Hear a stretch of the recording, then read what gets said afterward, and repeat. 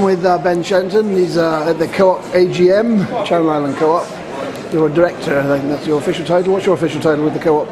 Currently Vice President. Current Vice President. You've been there a few years now? Since 2005. I mean, like all these reports, it looks very rosy, it looks progressive expansion. But I always think in terms of the Woolworths, I don't want to be too pessimistic, but Woolworths, it could never go bust, could it? But it did go bust, didn't it? And what we're seeing about the Co-op in the UK, everything is not assured, is it, with trading, retail? No, we have a very strong balance sheet, we have a very strong company, we have very committed workers, and we are in a very good financial position. But it takes a lot of hard work because times are tough out there. Somebody raised what I thought was a very valid point there about if the Co-op, Co-op in the UK produce a lot of their own brands, that must affect Channel Island Co-op, mustn't it? Because you do buy in a lot of Co-op produce, don't you? We do, but what this has taught the Co-op in the UK is to be a lot more effective and a lot leaner and fitter. They are learning from their mistakes, and what we're seeing is a good through flow of new brands, and people will notice new brands coming into the stores and more and more choice, especially on the ready meal sections. It is a huge organisation in the UK. Is it absolutely safe over there? It's not going to follow the Woolworths UK Co-op? It's absolutely... No, it still holds a significant market share. What they're moving is towards more convenience stores. They got burnt on the big supermarkets, partly as a result of the Summerfield takeover, so they're retrenching and going back to their roots. Ironically, where I come from, Bristol was all about small stores, and they went into a big stores. I don't know what happened. That was a complete disaster. There's big stores. I don't know if they've gone back to small stores again, but it'd be interesting to see. These are the trends that happen in retail, don't they? They go small, big, and this is how it goes on. It is. A few years ago, they were sort of pushed into Summerfield, big supermarkets where everyone was doing weekly shops. Now it's very much local shopping. You go in, you buy what you need for supper that night, fill up the fridge. The weekly shop is starting to disappear, and then of course you've got the internet as well. How could the ethical standards, which the Co-op, I'm glad to say, in the Co-op Jersey, Channel Islands, they set ethical standards, realistically, in a harsh, competitive retail world, how can you maintain those? Because your competitors may not be so ethical when it comes to buying. And I think we have to, and what we have to do is we have to actually sing our ethicals and make sure they're deeper within us, because I think that's what makes the Co-op stand out. And I think if people buy into the ethical standards and we make sure that we adhere to them, I think we will have a stronger society as a result. It used to be that the UK Co-op was a very big farmer. It still is, as far as I know. Yeah. The suggestion tonight was perhaps that the Channel Island Co-op could go into local farming, and that sounds nice, but it's realistic.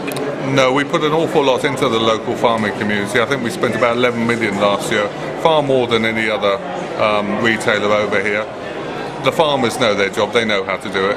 It would be wrong of us to say that we could do a better job, but we're very happy supporting the local farmers. For me, there was a very healthy political sign, because there was a little, not exactly a demonstration outside, but there was the conservationists wanting to preserve the Pitt Street, the HMV, the Master's Voice, the logo on the wall and all the rest of it, which the Co-op owns. There's an offer in... what do you think about that? What's your personal view on that? Well, we got the letter last week to buy the 6 properties for £1. We haven't met as a board, so it's very difficult for me to say anything. But to be honest with you, we've got to do something there. It's been ridiculous. I actually work in Demaret Street, so I walk past it in the morning, walk past it in the evening. Enough's enough.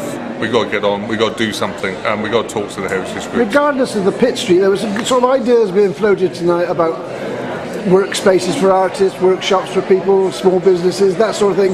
Is that not an activity perhaps the Co-op Channel Islands could get more involved in anyway, generally speaking, making those sort of facilities available? Because for people starting out, those are difficult areas, aren't they? Trying to find somewhere to work, somewhere to sell the stuff from.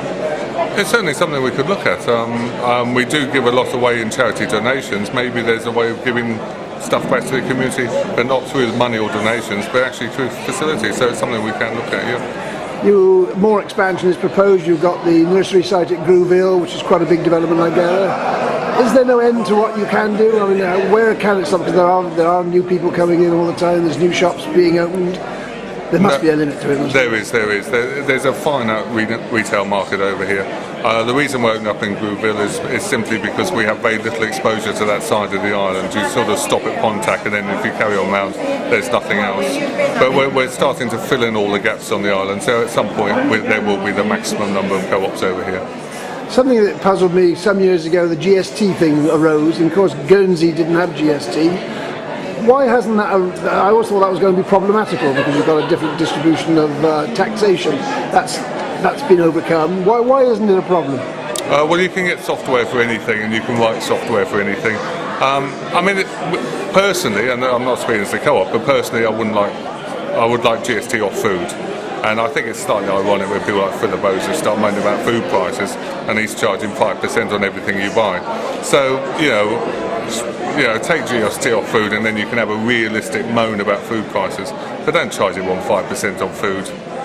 There's an assembly this October. We'll be looking for volunteers. Have you got any thoughts of going back to that assembly? I'd like to go back one day, but I've got kids at university and work commitments, so it won't be for a while. But maybe one day I'd like to go back.